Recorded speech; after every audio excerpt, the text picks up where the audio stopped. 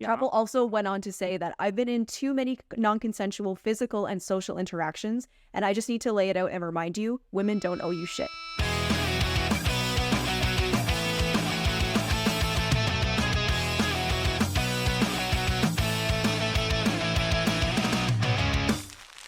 Hi, welcome or welcome back to the Premo Donnas podcast.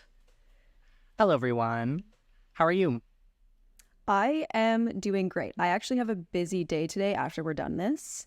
I got invited to go to Offworld tonight, but instead of being like spacey themed, they're doing a hell bar theme for the whole month of October.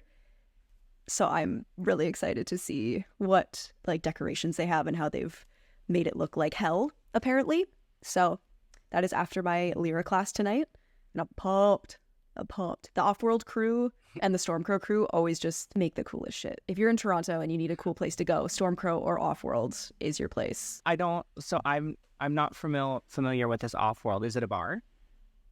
Yeah, so Stormcrow is, I think there's a couple locations across Canada, but it's in like this manor, so it's called Stormcrow Manor. Duh. Mm-hmm. But it's all nerd themed.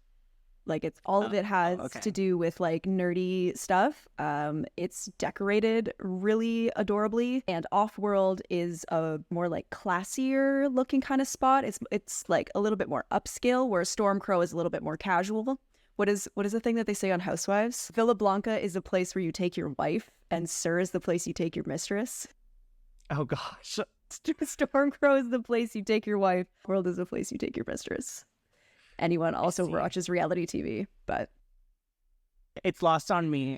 My partner would absolutely know that reference. He loves the Housewives. So that was a Lisa Vanderpump reference. Yeah. There you go. How are you? I'm good. I also have a very busy week this week. A lot of just like stuff happening. A couple like medical appointments, various things. Got to make sure my, dead eye is okay at least. But no, overall, like the week's been good. My weekend was really chill. I'm actually an assistant to a magician. So on Sunday, I had to... Shut up. Sorry. Like, have you said that out loud before? Yeah, magician assistant is an actual job. No, I know it is. It just sounds funny because I knew that you did this, but at the same time, like someone not knowing and just like knowing you from your persona online, that is so jarringly odd and unexpected. I think my whole life has just been made up of really weird and odd jobs. So I was a door-to-door salesperson at one point for Save the Children. It was the worst. Maybe we'll talk about that some other time. I was gonna say, is that an actual charity or is that like an MLM kind of situation? It's not an MLM, but you get the most money by recruiting people. So I don't get paid a base rate. You get paid based on how many people you sign up. But Save the Children is like a totally bogus charity. Some lady, when I knocked on her door, she's like, "You're really nice and sweet, but do you happen to know how much your CEO makes?" And it just like unlocked something in my brain, and I was like, oh, this shit's a scam. And it was really funny. I guess I'm going to talk about it now. It was really funny because I don't even know how I found it. It was like one of my first jobs after moving to Toronto. And I think somebody told me about it, or I don't know. But that part felt like a pyramid scheme. So we would have these team members and these team meetings to like fucking hype you up to go and like make sales. You're going to build this. You're going to build a team, and then that team's going to build a team, and then everybody in that team is going to make the money, but you're going to make the most money because you made that team. So I guess, yeah, in that way, it was a little upline MLM-y. But it was like the most dude bro financial. It was like somebody got a whiteboard and wrote the word money on it, and it was like, yeah. So it was a fucking super weird environment to be in, first off. The assistant is a better gig. Totally. Much better gig. Okay. I was actually his assistant before. So this will be our second time doing the show with a little bit of tweaks and stuff like that. So yeah, if you want to see a magic show in Oshawa, October 27th, get your tickets. Oh, wow. It's a fun job. Hey, it's a fun gig. Like, whatever. It's awesome. Let's take a minute and just say hi to the audience. Hi, audience. I hope you're all doing well. Yeah, I'm sure you're all here from the Lights interview, which thank you for supporting. I got some really wonderful comments on that, especially on the YouTube. I forget who said it, but they were basically like, this is just like two girls having a chat. Thank you so much for this interview. And I was Yeah, that was a really sweet comment, actually. Yeah. so nice. It was so nice. I've actually learned a lot of stuff doing this process with you. Me too. I'm actually glad we started it just because I think both of us were like, I want to learn how to do this, but I don't want to do it for someone else because like if we make mistakes, then you feel like it's your fault, which I guess it would be. But this feels like there's less stakes. Yeah. Yeah, 100%. And I guess this is as good as time as any to mention that because we had our first initial episode 0, this is technically the recording of our 5th episode. And like, I feel good about it. I do too. Let's just, It's been time. But like, thank you to anybody who's been like listening since episode 0, where Emperium talked about the All Your Friends Fest. That was a fun episode. Our very first one. I'm excited. I was going to say, I'm excited to go to When We Were Young Fest in a couple weeks and then debrief you on that. So that'll be... Yeah, keep an eye out for that because that'll definitely be coming. There's a lot of new music coming out. Do you have any recommendations or things that you're excited about on the pop side? I do. So there's a few things. Today we're doing like hot topics, some like current events, things like that. But on the pop side, on the pop topics, if you will, we have some new releases. The end of September was extremely busy in terms of releases. So one that you may not know, on September 26th, an artist named Lily Is That You? She's like a online, what's the word? She went like viral for a few songs. Yeah. She went viral for a few songs, but she released a new breakup song called Another One Down, and it's kind of like a slick attitude like Bob. So highly recommend. September 27th was the busiest day for music releases in recent memory that I can remember anyways. So Tuve Lu, or Tove Lo, as some people know her. I was like, I beg your pardon. Isn't it Tove Lo? No, it's Tuve Lu. Are you serious? I'm serious. Are you fucking with me? I'm not fucking with you. She like she was a judge on an episode of Drag Race, and she was introduced as Tuve Lu. And then after that, like some articles came out saying that she basically was saying like, yeah, no, because of the accent from where she's from, that's how it's pronounced. She also doesn't care if people call her Tove Lo, just because that's how it's spelt, right? But she did a re-release of her 2014 album, Queen of the Clouds. It's been 10 years, and she just wanted to re-release it. There's a few extra songs on it that hadn't been previously released, so I definitely recommend checking it out. It was such a good album. So this one's called Queen of the Clouds X. What songs were from that one? I'm just trying to like think back to my Tuve Lu discography that I have on my like songs. I can't remember. It was Flashes on that one.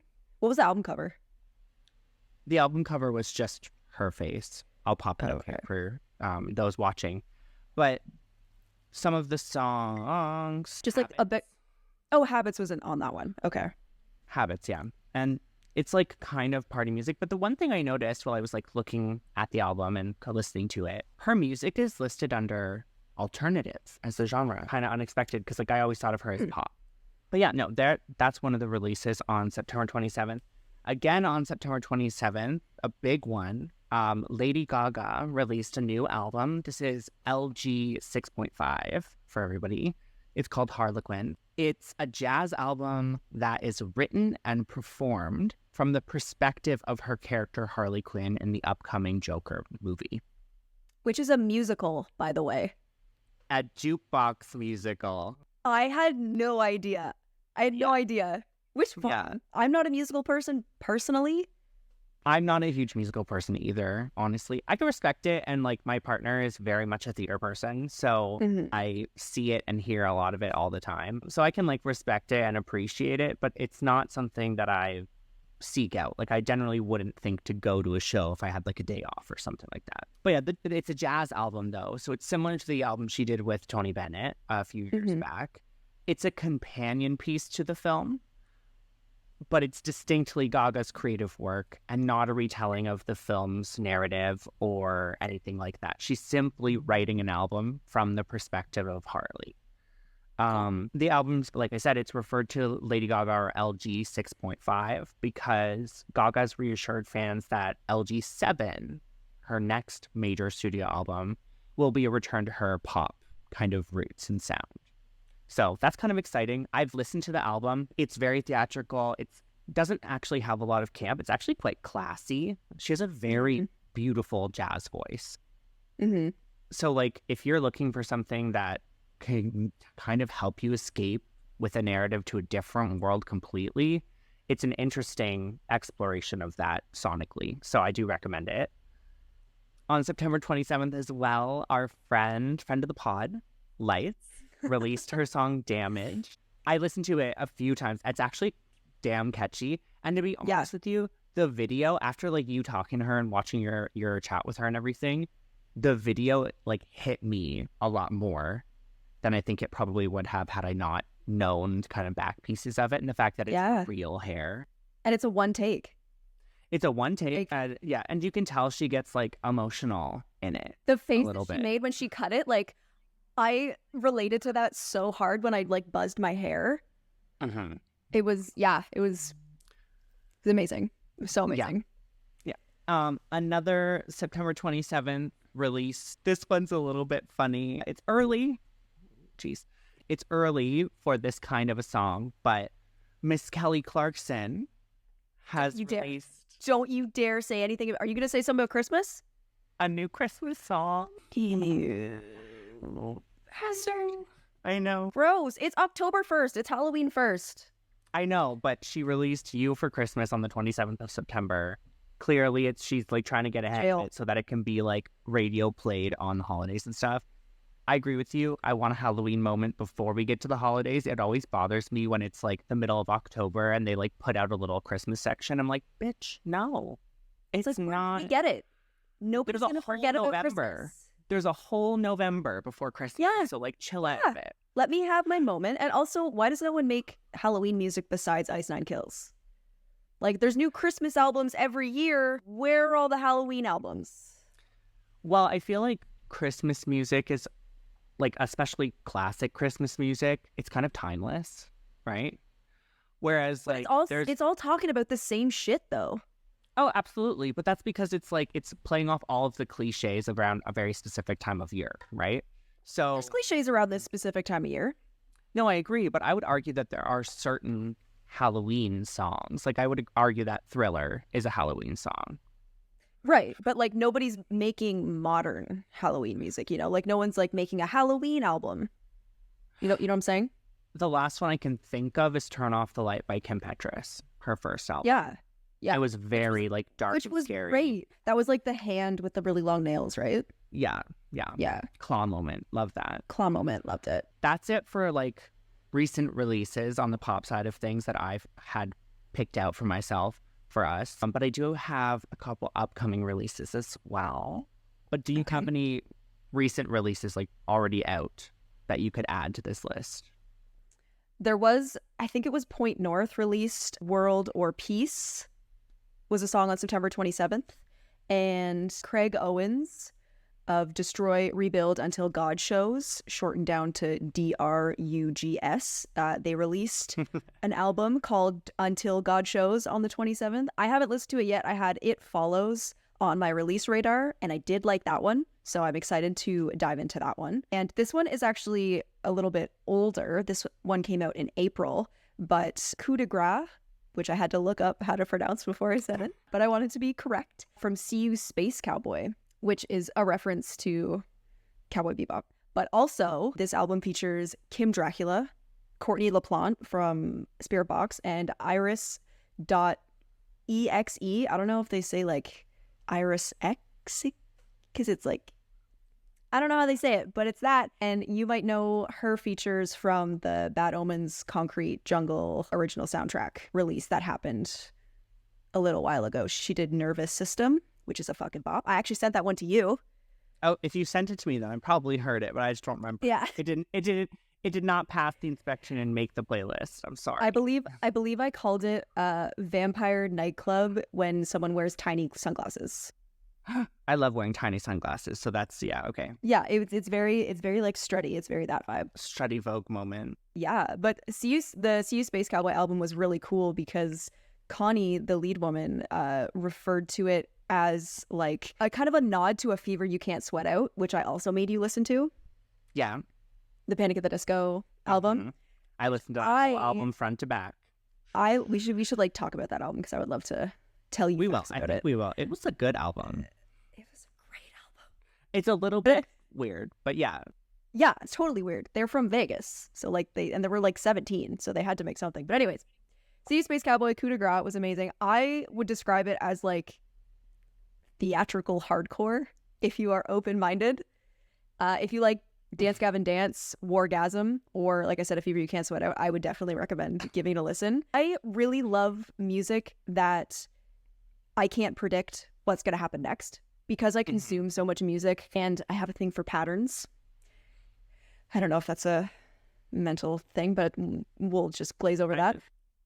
I think that's just a formula that's already used in music, like regardless of genre. Yeah. I am really good at picking up on patterns. So if I can predict what's going to happen next in the song, I get bored really easily. But with this album, I honestly could not predict what was going to happen next. They had like a mixture of low points to then big screams. And the lyrics were from a fictional character's point of view. So that kind of gave it like a noir theme to it, which I really loved. And I love a good story. I love a good story. So those were my two things that have already come out that you should listen to. But for upcoming releases that I'm excited about, Poppy. Ooh. Poppy is coming out with Negative Spaces on November 15th. I have They're All Around Us came on my release radar. Anything that Poppy makes nowadays, I automatically like it. I pre-saved it because I'm like, I'm going to like this. I saw her live.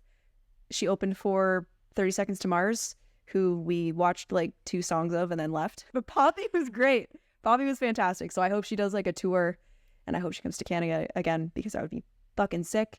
And as well on November 15th, we have the awaited Linkin Park album From Zero with the new singer Emily Armstrong. Oh. This is news to you?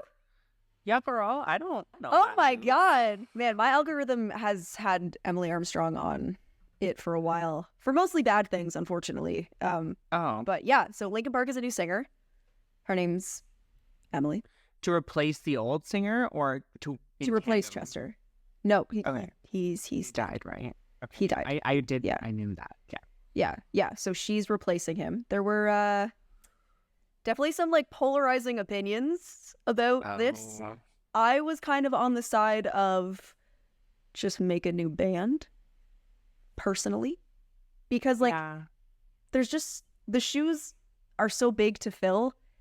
And you shouldn't have to fill them. I mean, I know it wasn't the Chester Bennington band. I understand that. There are other living members of the band that started it. I get it. But I just would have started a new band and have it been like, from the people that brought you Linkin Park. You know, like everyone knows who Mike Shinoda is. So I just think it was silly that they didn't make a new band. But anyways, she's making an appearance as the lead singer now.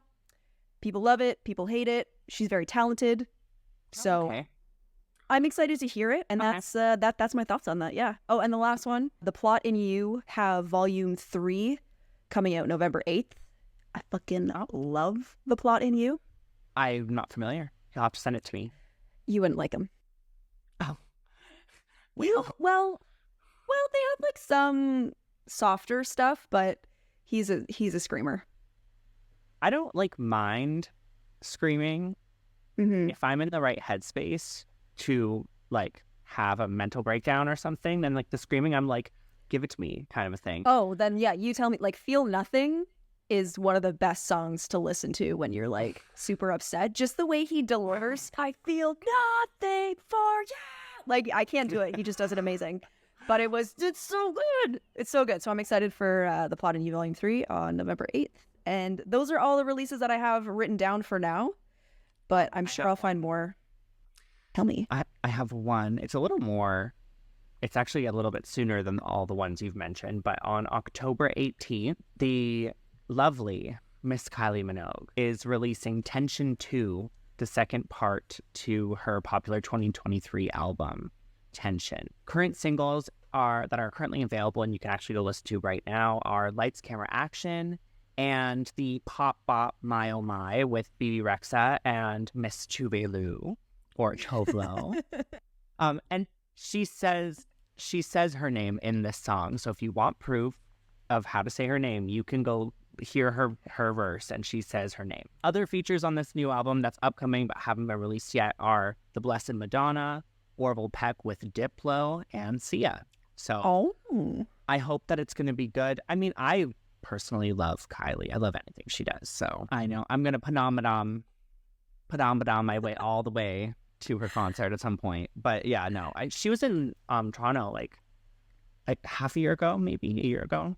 And her concert like sold out and everything. Like resale tickets were crazy. So like snaps for Kylie. Snaps for Kylie. We love Kylie in this house. Yes. Even though we're in different houses right now. But yes. I was thinking that we could go through some like news topics. Do you have anything to throw into the ring for that? Absolutely. But do you think we should take a break first? Maybe. As you can see, I have all these drinks with straws in them, so I just drink liquid at a speedy pace, so my bladder can't keep up. Okay. Well, we'll be right back, and when we come back, we're going to jump into some of the news.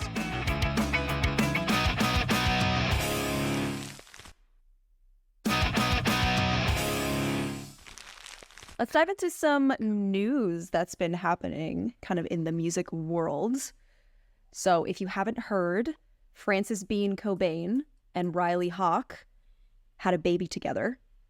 Oh. Which means this baby has the name Cobain Hawk, and that is like the biggest Nepo baby flex that I can think of.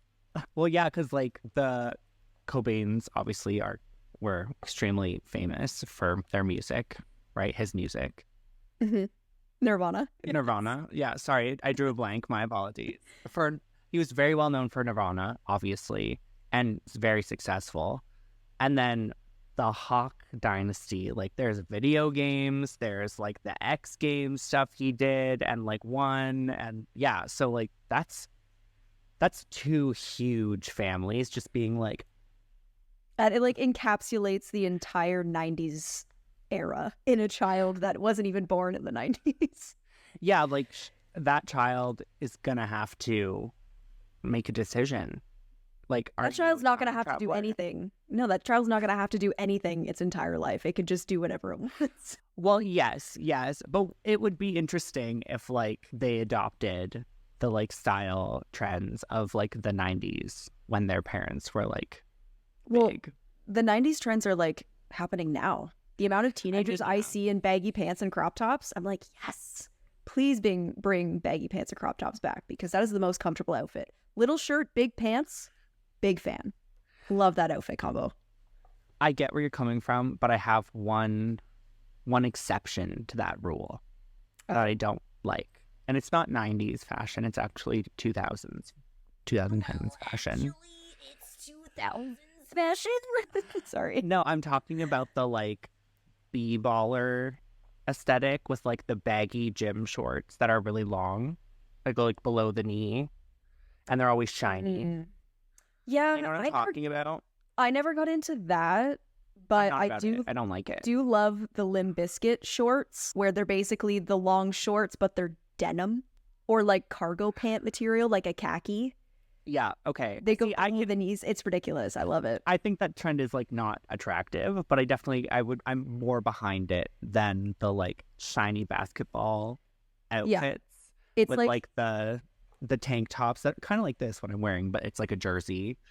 Yeah, no, I know what you're talking about. I think the long shorts are such like man repellent. It's perfect. I love the trend that's going around right now, like men repellent makeup. And it's just like cool, creative makeup, like bleached brows and shit. And I'm like, yes. So Julia. On sort of the topic of Kurt Cobain, CSAC and YouTube have come to a little bit of a disagreement, a little bit of a tiff. Thousands of music videos, including Nirvana's Smells Like Teen Spirit, were removed from YouTube amid a copyright dispute. So thousands of songs and music videos by hundreds of artists have vanished from YouTube after the video site failed to reach a new agreement with publishing rights organization CSAC. This is coming from a Rolling Stone article. Artists like Adele, Kendrick Lamar, Bob Dylan, Nirvana, Mariah Carey, Green Day, and hundreds more were impacted by the impasse created as CSAC's deal with YouTube nears expiration. So, like, if I go on YouTube right now and try to look up, like, an Adele song, it won't be there? That's a good question. I think this is mostly for the States. I know in different countries it was different, but this is specifically for the States. I don't know if we are also affected. But yeah, give it a try. I'm trying. Okay, so it does come up in the suggestions.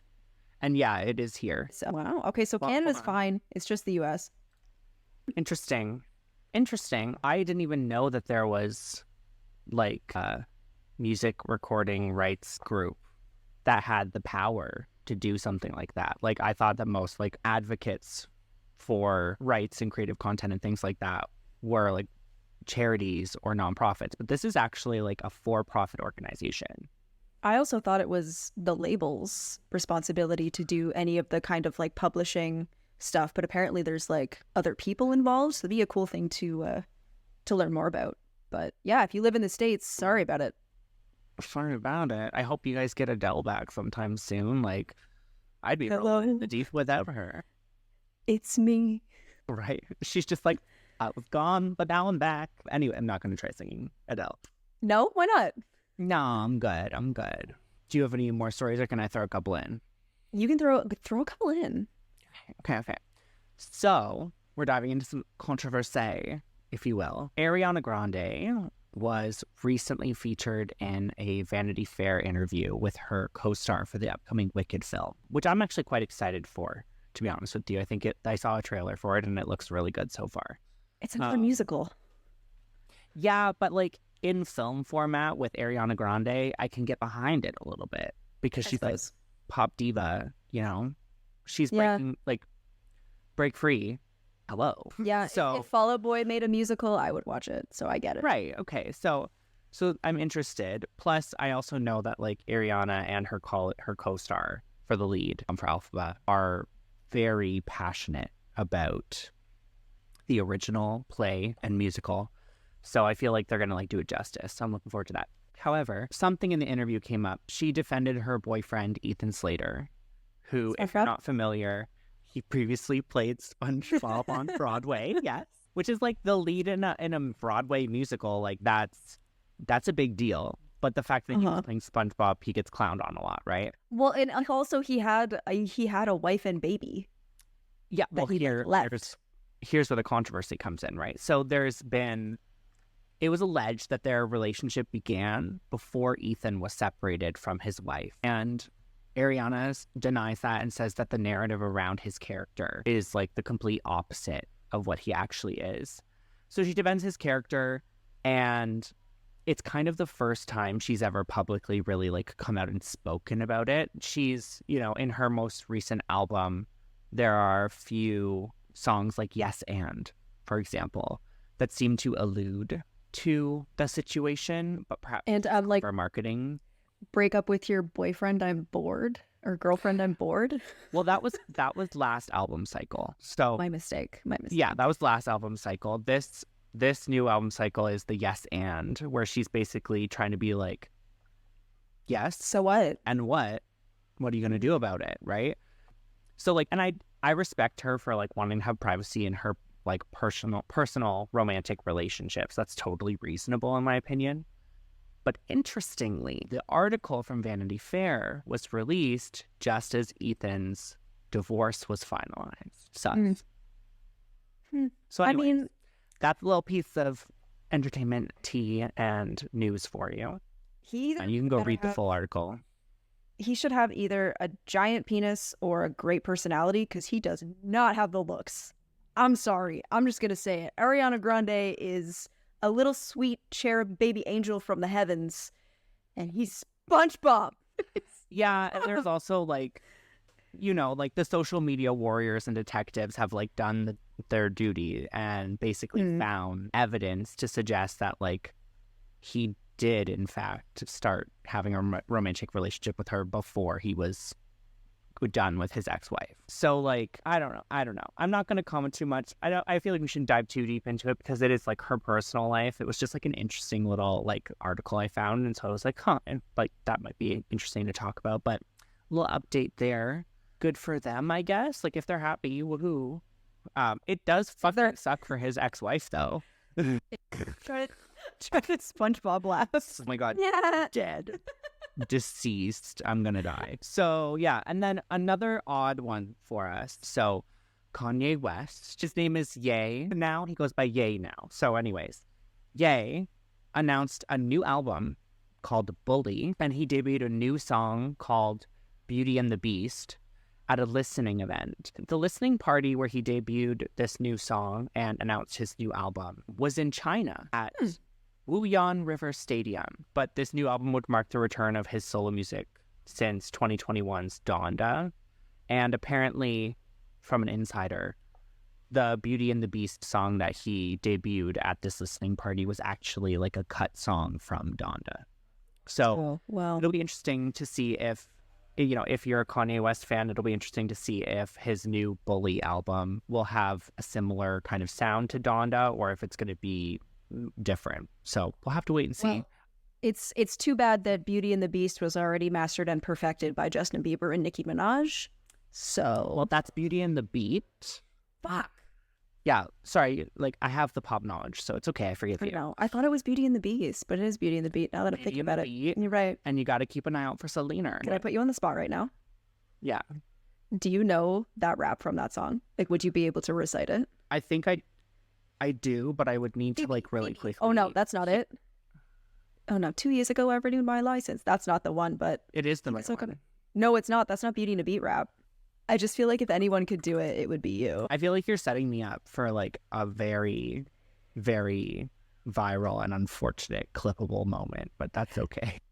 It's like the Timothée Chalamet reciting the entirety of Roman's Revenge. Beautiful piece of content. If anybody hasn't seen it, I highly recommend it. It's up there. It's probably top 3 for me of content pieces that I live rent-free in my head is the Timothée Chalamet Roman's Revenge and the Tom Holland lip sync dance to Umbrella. I will always watch those videos. They bring me joy. Okay, I have the lyrics here. I'll be honest with you, I had forgotten this rap. But now that I'm looking at it, I know I haven't played the song. Without playing the song, I know the timing and rhythm of it. Okay, go. In time, ink lines, bitches couldn't get on my incline. World tours, it's mine. 10 little letters and a big sign. Justin Bieber. You know, I'ma hit him with the ether. Buns out, wiener, but I gotta keep an eye out for Selena. Beauty and the Beast, beauty from the East, beautiful confessions to the priest, beast, beauty in the streets, beetle get deceased every time the beauty on the beats eats. And then okay, so you're body rock. I wanna feel your body rock. Off, just both of us off key, entirely off key. Is that a wrap up, pun intended, of your music news? No, not quite. That just happens to be a side tangent we went on. That was lovely. But I do have one more piece of news. This is K-pop adjacent because, it's pop topics. So Lisa of Blackpink announces a new song called Moonlit Floor at a performance for the Global Citizen Festival in New York City in Central Park. This is the cool part. The song interpolates Sixpence None the Richer's hit Kiss Me, but with a more flirty and sexy vibe than the original. So you're familiar with Kiss Me, right? Kiss Me. Okay. Yes. Yeah, everyone knows that song. She basically just took the chorus from it and she changed a couple words, but she sings, instead of the line, kiss me under the milky twilight, she sings, kiss me under the Paris twilight. And the way that she delivers it, the original song is quite kind of wholesome and sweet. It's like a very soft romanticism.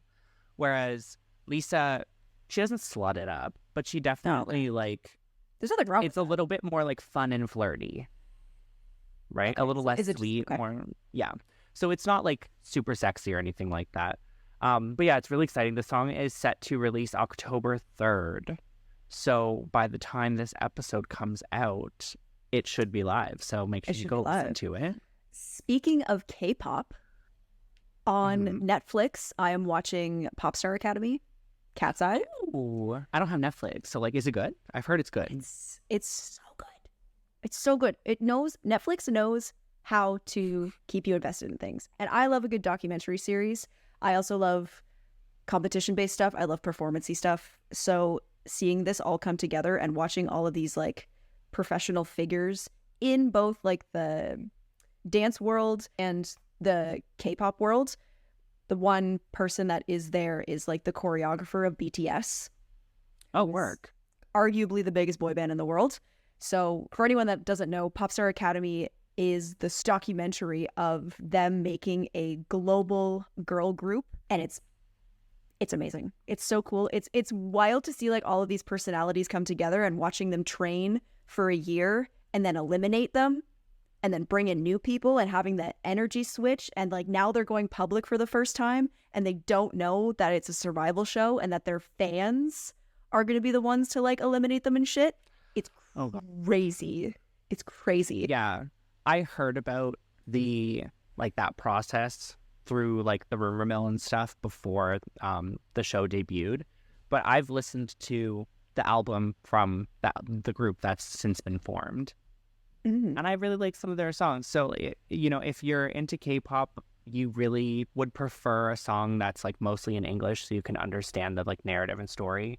I believe like a large majority of their music is in English. Another band kind of on that same vein that I recently found, and I recently shared with you actually, XG. So just the two letters XG. They're a Japanese girl group that was formed and operates in Korea. So they're a K-pop group made up of Japanese girls, but they all speak English. So yeah, I love that about the K-pop. Thank you for the K-pop tangent. I enjoy it. Interesting, one last little piece. I had forgotten about the original Kiss Me song from Sixpence None the Richer. And so I just did some Googling. They disbanded in 2004. And I was like, oh, bummer. Turns out they've reunited and they're actually on an American tour right now. So if you're interested in hearing some songs from the 90s, you should definitely look it up. Do you have any more news stories? Yes, I have one that I would like to touch on because it kind of blends our two worlds together. Chappell Roan has canceled 2 festival shows due to an overwhelming pressure a day before it begins. And I'm going to quote her Instagram story that she posted. Okay. I apologize to people who have been waiting to see me in NYC and DC this weekend at All Things Go, but I am unable to perform. Things have gotten overwhelming over the past few weeks, and I am really feeling it. I feel pressures to prioritize a lot of the things right now, and I need a few days to prioritize my health. I want to be present when I perform and give the best show possible. Thank you for understanding. Be back soon.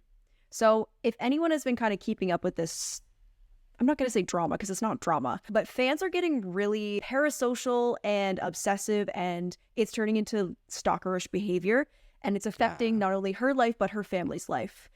She's been having to make boundaries with fans, and she's actually had the willingness to call out stalkers for their predatory behavior and even clapping back at a photographer that told her to shut the fuck up at the VMAs.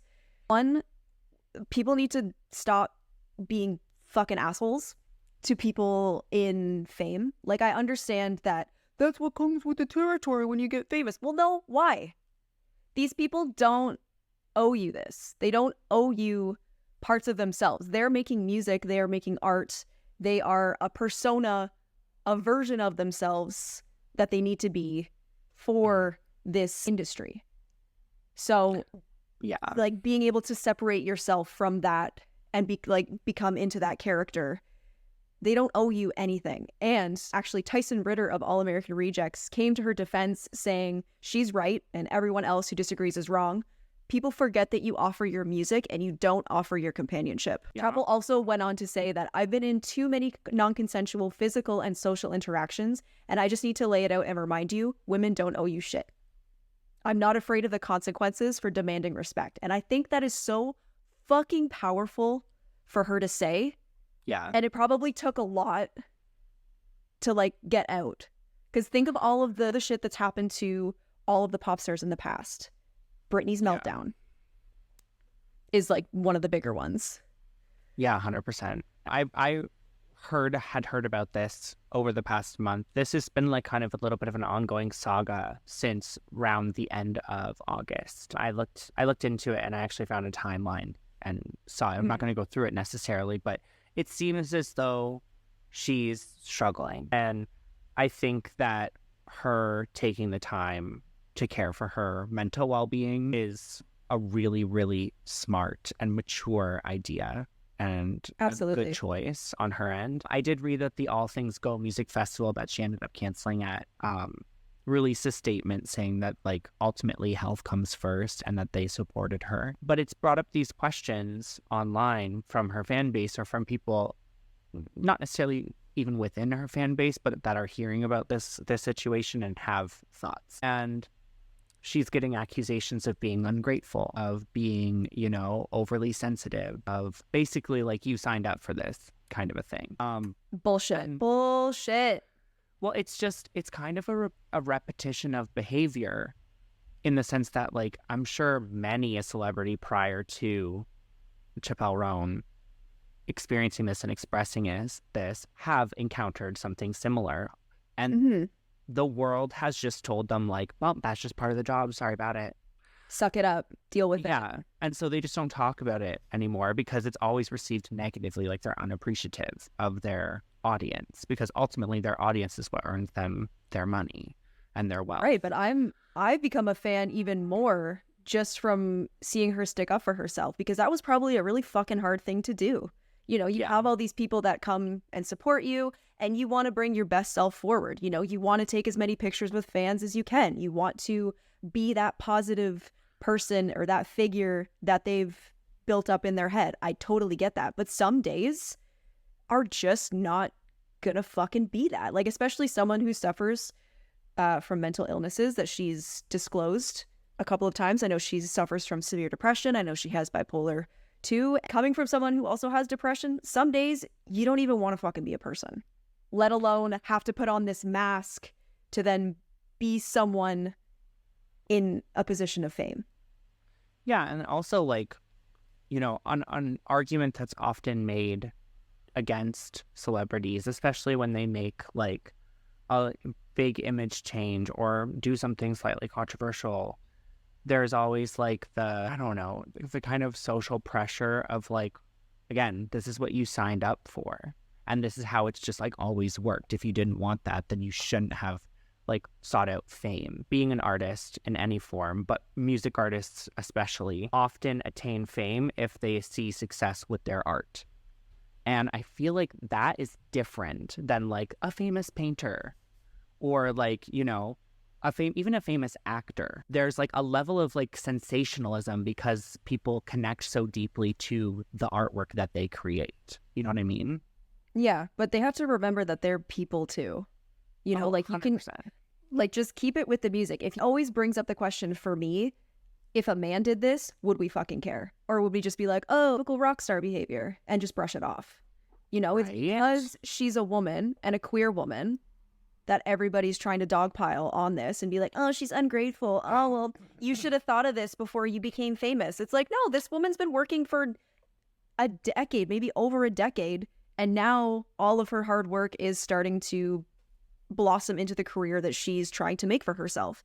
All of the negative shit is from outside people. It's not from her getting to be in this position where was fighting to be this whole time, I really commend her for speaking out about this specific issue because I feel like it is an issue that's been pervasive in fame and, artistry for an unacceptably long time.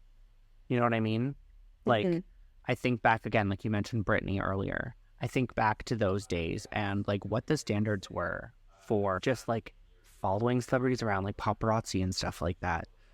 Like, it just was honestly crazy. It was crazy. Yeah. This poor girl doesn't have a normal life anymore. And maybe that is what comes with this certain amount of fame, but also people just need to calm the fuck down. Like, some people are chomping at the bit constantly for this like sensationalized media or for their little TikTok clip or for their own sort of like, look, it's Chappell Roan. Oh, she was a bitch to me. Negativity like that on social media will also get so many more clicks than any sort of positive news about her. Yeah. Another thing that I want to mention that when I looked up the timeline and stuff, something that happened right around the same time, I actually think it might have been in the same TikTok like video thread or like Instagram post thread, whatever it was. There's quite a lot of controversy because she initially didn't want to come out and endorse a candidate for the 2024 presidential race in the United States. Obviously, you and I are not American citizens. However, it's definitely important for our American listeners and for like people in the United States. It's very, very important right now, this race. So naturally, she's been receiving a lot of pressure from her fan base to kind of like, okay, like, are you going to endorse someone like Taylor did? Like, what? Come on, kind of a thing. And she made a video kind of stating that like she didn't feel that there were good policies on the right or on the left. And so she didn't feel like she could put her name and her artistry to endorse someone. There was a lot of backlash because obviously from the LGBT perspective, the policies on the left are so much better than the policies on the right. So devastatingly different that like people felt like, hey, as a member of the LGBT community, like you kind of need to endorse Kamala because like she needs to win or else we're going to lose our rights. You know what I think about that, though? Do you know where I don't get my political information from? Music artists? Celebrities. Yeah, I don't either. That's not... Make your own fucking decisions. Critical thinking. And research. That's basically what she argued. She basically came out and said, obviously I'm going to fucking vote for Kamala because, like, obviously she's like, but at the same time, fuck the policy on the left and fuck the policies on the right, on the left and the right sometimes. Like, they both have flaws. Yeah. And, like, props to her for doing that because, I don't know, I feel like the political climate and social climate in the United States is just so heavily focused on politics right now that it's, like, hard to escape. So, yeah, props to her for, like, kind of standing her ground and stuff, and I totally understand where she was coming from. I don't fully understand, like, the outrage around this. Like, she's expressing very reasonable requests and things. Like, don't come fucking be creepy. Like, that's a super reasonable request. It's a woman setting a boundary, and that's too much for some people to handle. Yeah. Which is fucking ridiculous. Anyway, we support Chappell Roan in this house and in the house that Mishka is in right now, in both houses. We support. We support. I'm hot to go. I'm ready. It's fine. When I was reading this article and reading through this, it brought up a couple of questions that I think you and I we should tackle. Okay. So, how have social media and the evolving fan culture influenced the artist-fan dynamic? I just want to think back to the early 2000s when, like, social media wasn't a thing compared to, like, after 2007 once Facebook and Instagram and stuff launched. I'm not going to answer that question directly, but I am going to talk about something that kind of relates to this. So there was no social media back in the day, but there were forums. Yeah. There were websites that people could participate in. Also, when Metallica cut their hair, there were people, a group of people, their gig with a clipboard and a petition saying that they're not real metal because they cut their hair or something along those lines. Oh my God. So like this fucker has been happening forever and at all times, just in different ways. Interesting. Isn't That's that so ridiculous? Weird. Can you imagine your grandfather telling you a story like, oh, in my day, we used to stand outside the Metallica gig and make a petition that they should grow their hair back because short hair is not fucking metal, you poser. Oh, jeez. Yeah, fans have kind of been crazy this whole time, but I think with the rise of social media, artists specifically, feel the need to tie their personal life and their brand as one to connect and relate more to their audience, but in doing that makes the fan feel like they have permission or they are entitled to this information that they're actually not. It's none of your fucking business. Entitlement. I think, I feel like social media and like the terminally online kind of situation and how it gives us such quick and easy instant access to celebrities, it has created this this understanding of entitlement. where it's like you are something, like you're literally a product that I can purchase and buy, and I'm entitled to that. And I definitely agree with you that like in the years since social media has really taken off, that's only gotten like exponentially worse over time. Agreed. Yeah. What's the next question? The next question is, how might an artist's decision to cancel shows, prioritize their health, and set boundaries with fans impact their career trajectory and public image? Like, canceling shows obviously like is never going to be received well. No, but they're humans. There has not been an artist or band that hasn't had to cancel a show due to something. So like that is just inevitable as being a musical career, and fans are used to that. Like that's just what happens. We get it. Standing up for yourself the way that she did, I think needs to be done more. I know it's a hard thing to do because it will get rid of some people that maybe just want you to be this prim and proper, perfect product of an artist, but that's okay. Coming from someone who has had to learn to not give a fuck what some people think, by standing up for yourself, you are eliminating the people that don't actually give a fuck about you, if that makes sense. And perhaps that's why she's receiving such backlash, because she is trying to define those boundaries. And I really I root for her. I just want her to be happy. If she were to quit music, which she's actually brought up in a few interviews, she said that like her line was always like, her draw the line in the sand was always like, if her family or herself, it became like dangerous for them. And she said that she's there. She's like, we're here. And I'm still pursuing it and I'm still doing it. But like, we are beyond the point that I would have previously like called it.